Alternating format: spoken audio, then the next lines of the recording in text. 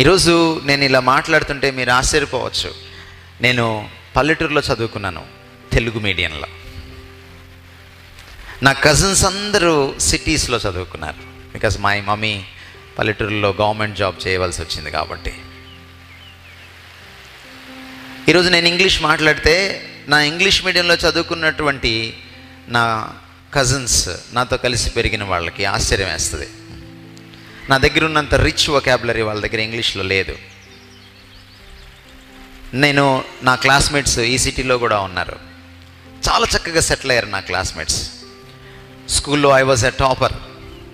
కానీ స్కూలు ఎండింగ్లో 10th class 6 months అయ్యేటప్పటికి, హాఫ్ ఇయర్లీ అయ్యే టైంకి మమ్మీ డాడీ ఇద్దరు ఆఫ్రికా వెళ్ళిపోయారు.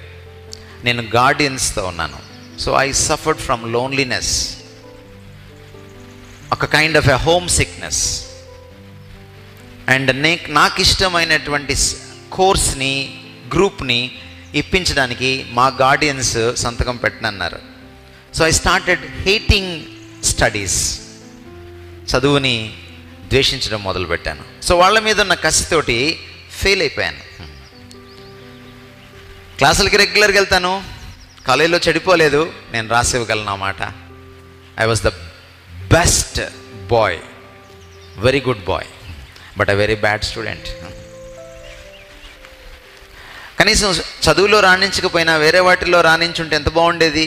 అది కూడా లేదు, ఆ నైపుణ్యం కూడా లేదు. మంచివాడిగా ఉండి చదువులో ఫెయిల్ అయిపోయాను. మా ఇంటికి ఒక డాక్టర్ గారు వచ్చేవాళ్ళు, మా ఫ్యామిలీ ఫ్రెండ్. వాళ్ళ అమ్మాయి ఫెయిల్ అయితే ఆయన కష్టపడి ఆ అమ్మాయిని పాస్ చేయించి తర్వాత పక్క రాష్ట్రంలోకి తీసుకెళ్ళి ఎంసెట్లో ఆమెకి రాకపోతే ర్యాంక్, ఆమెను ఇంజనీరింగ్ కాలేజ్లో జాయిన్ చేశాడు. ఆమెకంటే 1 year చిన్నోడిని నేను. తర్వాత నేను ఫెయిల్ అయితే ఆయన ఏమన్నాడంటే, స్క్రూ డ్రైవర్లు ఇచ్చి పంపించేయచ్చు కదా మీ అబ్బాయిని అన్నాడు. నాకు అప్పుడు అర్థమైంది మనుషులు ఎలాంటి వాళ్ళు. అంటే మీ అమ్మాయి ఫెయిల్ అయితేనేమో నువ్వు పక్క రాష్ట్రంలో ఇంజనీర్ని చేస్తావు, నేను ఫెయిల్ అయితేనేమో నేను మెకానిక్ని అవ్వాలి. మోకరించి ప్రార్థన చేయడం మొదలుపెట్టాను. ప్రభా, నువ్వు నిజంగా నేను మారు మనసు పొందితే, నాకు రక్షణ అనుభవం ఉంటే, నాకు నువ్వు ఆత్మనిచ్చుంటే, నువ్వు జ్ఞానానికి మూలమైతే నాకు జ్ఞానాన్ని ఇవ్వు. నన్ను అందరూ అజ్ఞానిగా చూస్తున్నారు. I just want to prove to the world that I am a wise man. And దేవుడు నాకు విజ్డమ్ ఇచ్చాడు. ఎక్కడ ఓడిపోయానో అక్కడ నన్ను గెలిపించాడు ఆయన. మన పని ఏంటంటే ఆయన నమ్మడం. న్యూనతాభావంతో సఫర్ అయ్యేవాడిని నేను. ఎవరైనా ఇంటికి వస్తే వాళ్ళకి గుడ్ మార్నింగ్ చెప్పాలంటే నాకు కాళ్ళలోనికే. Such a timid boy I was. కానీ ఈరోజు నా 1000 మందితో నేను మాట్లాడగలను. నేను ఎస్పీలతో మాట్లాడాను, ఐఏఎస్ ఆఫీసర్స్తో మాట్లాడాను యేసు ప్రభు గురించి కూడా. నక్సలైట్లతో కూర్చొని ప్రత్యక్షంగా వాదించాను బైబిల్ కరెక్ట్ అని, కార్ల్ మార్క్స్ కంటే కూడా యేసు ప్రభు గొప్పవాడని. God has given me courage. భారతదేశంలో ఉన్నటువంటి పెద్ద పెద్ద సైంటిస్టులతో కూర్చున్నాను. They could not answer my questions. I'm just an MA. బహుశా నాకు గుర్తుండి నేను పెద్దవాళ్ళతో కూర్చున్నప్పుడు కొన్నిసార్లు నాకు ఇంకా PG కూడా అవ్వలేదు.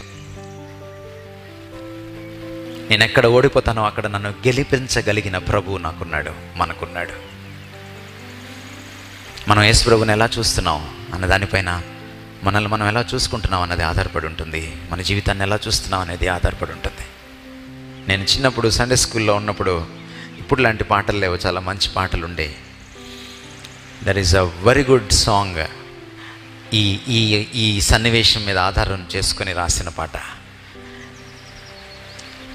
With Christ in the vessel, I can smile at the storm as I go sailing home.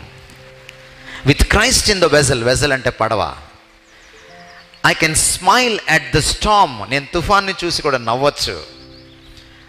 As I go sailing home, నేను ఇంటికి వెళ్తూ ఉన్నప్పుడు పడవ నడిపించుకుంటూ. With Christ in the vessel, యేసు నాతో ఉంటే నేను ఎంత పెద్ద సమస్యనైనా చిరునవ్వుతో ఎదుర్కోగలను. That's Jesus. He is bigger than your problems, your temptations and your trials. 15 years teach చేశాను నేను. నా క్లాస్లో 60 మంది ఒక సెక్షన్ అయితే, కొన్నిసార్లు 2 సెక్షన్స్ కలిపితే 120 మంది. 5 నిమిషాల్లో సెల్ ఫోన్లో అటెండెన్స్ తీసుకుంటాను నేను. 5 నిమిషాలు తల తిప్పాడా చచ్చాడే. వాడిని ఏం తిట్టాను నేను. ఒక క్వశ్చన్ వేస్తాను, అమ్మాయిల ముందు జవాబు చెప్పలేడు, చాలు అడిగేది వాడి జీవితానికి. సెటైర్ వేసాడా, మళ్ళీ సెటైర్ పడిందే, పక్కన అమ్మాయిలు ఉంటారు, జాగ్రత్త, పరువు పోద్ది. నేను కాలేజ్ నుంచి రిజైన్ చేసి వచ్చేటప్పుడు నా స్టూడెంట్స్ నన్ను చూసి ఏడ్చారు. నా దగ్గరికి వచ్చి నన్ను అడిగారు, సార్ సెల్ ఫోన్లో ఎట్లా వేసుకుంటారు సార్ మీరు అటెండెన్స్ అని. I don't want to waste time. Subject లేని లెక్చరర్స్ ఏం చేస్తారంటే పావుగంట అటెండెన్స్ చేసుకుంటారు, ఇంకో పావుగంట కబుర్లు చెప్తారు, ఇంకా పావుగంట మిగులుద్ది, పాఠం చెప్పి వెళ్ళిపోతారు. క్లాసులో ఎంత స్ట్రిక్ట్గా ఉంటానో బయటికి వెళ్తే అంత ఫ్రెండ్లీగా ఉంటాను. మా కాలేజ్ కారిడార్లో నిలబడితే మా ప్రిన్సిపల్ ఎవరు లోపలికి వెళ్ళరు, నేను నిలబడితే అందరు లోపలికి వెళ్ళిపోతారు. This is my testimony in my college. స్టూడెంట్స్కి అంత సీన్ లేదు. ఫియర్ ఎక్కడి నుంచి వస్తుంది? When you fear God, people fear you. నువ్వు దేవునికి భయపడ్డప్పుడు నువ్వు దేనికి భయపడవు, మనుషులు నీకు భయపడతారు. You know that? మా ప్రిన్సిపల్తో, హీజ్ అ క్యాథలిక్ ఫాదర్, పెద్ద Catholic institution, diocese, Guntur diocese కింద డైరెక్ట్గా ఉండేటువంటి ఇన్స్టిట్యూషన్. జస్ట్ మా గోడ వెనక బిషప్ గారి హౌస్. ఎప్పుడు ప్రిన్సిపల్ గారు పక్షపాతం చూపించినా, అన్ఫేర్గా చేసినా, ఏదైనా పొరపాటు చేస్తే స్టాఫ్ మీటింగ్లో ఎంత గొడవ వేసుకునేవాడిని నేను. Sir this is wrong. మా ఇద్దరికి ఎప్పుడు క్లాషే. కానీ ప్రిన్సిపల్ నన్ను ఎప్పుడు తక్కువగా చూడలేదు. దొంగతనంగా నా క్లాసులు వినేవాడు, నన్ను అబ్జర్వ్ చేసేవాడు. ప్రాబ్లం వస్తే నిర్మోహమాటంగా అడుగుతాను తప్ప రాజకీయాలు చేయనని ఆయనకు తెలుసు. చివరికి ఒక రోజున తీసుకెళ్ళి నన్ను, మీకు తెలియదు, అలాంటి నన్ను, ఒక ప్రొటెస్టెంట్ని, ప్రిన్సిపల్కి ఎప్పుడు కూడా క్వశ్చన్స్ వేసాను నేను, 10 మంది ముందు నిలదీసాను నన్ను.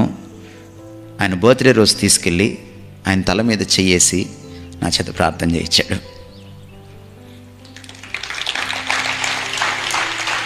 When you fear God, people fear you. When you honor God, people honor you. I am nothing before them.